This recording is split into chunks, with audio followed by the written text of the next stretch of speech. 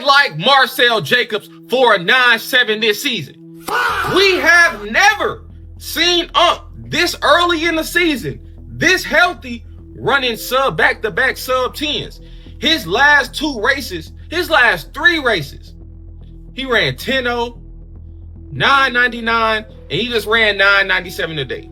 Before he won the Olympics, he didn't even break 10 until 2 weeks before the Olympics. He ran like 9. In the entire history of the 100 meters, only one human being has ever officially run faster than 9.67 seconds, and that is Usain Bolt, with his 9.58 world record set back in 2009 in Berlin. Nobody else. A tiny handful of athletes have gotten close under various wind conditions over the decades, but the number of people who have ever covered 100 meters in under 9.68 seconds by any measure, legal or not, you can count on one hand. Well, at the 2026 Raiffeisen Austrian Open, a 31-year-old Italian sprinter who most people had quietly decided was done as a serious force in this sport just ran 9.67 seconds, the second fastest time any human being has ever covered 100 meters under any conditions in the history of the event. I'll be honest with you right from the start. Even knowing the wind was blowing hard that day, I watched that clock flash 9.66 before settling on 9.67, and I genuinely did not believe what I was looking at. His name is Lamont Marcell Jacobs, and nobody saw this coming. In the entire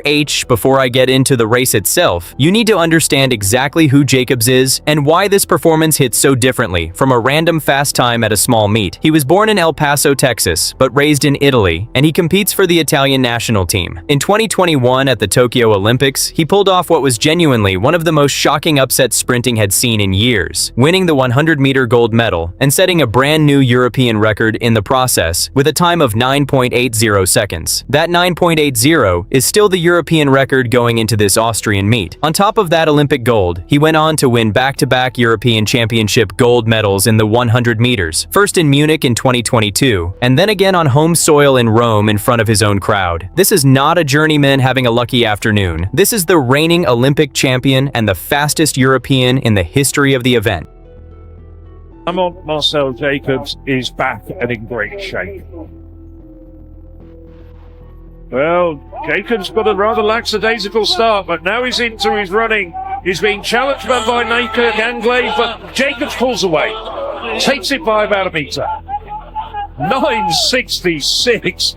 But here's the part that makes the Austria performance feel almost impossible to explain. After Tokyo, Jacobs struggled badly. For multiple seasons after his Olympic triumph, he was repeatedly failing to break 10 seconds, which for a man with a 9.80 personal best is genuinely alarming. People started writing think pieces about whether he was ever going to get back to that level. At 31 years old, with injury after injury slowing him down, the honest conversation happening in track circles was that he was entering the twilight of his career, and that the Tokyo gold might end up being the final peak rather than the foundation of something bigger. I watched him fall short of 10 seconds more than once and found myself genuinely wondering if the world had already seen the best of him. Then 2026 started showing something different. He broke 10 at the Rome Diamond League on home soil, running 9.99. Then he went to the Paris Diamond League and ran 9.96, finishing third behind Noah Lyles and Trayvon Bromell. The improvement curve was real and visible,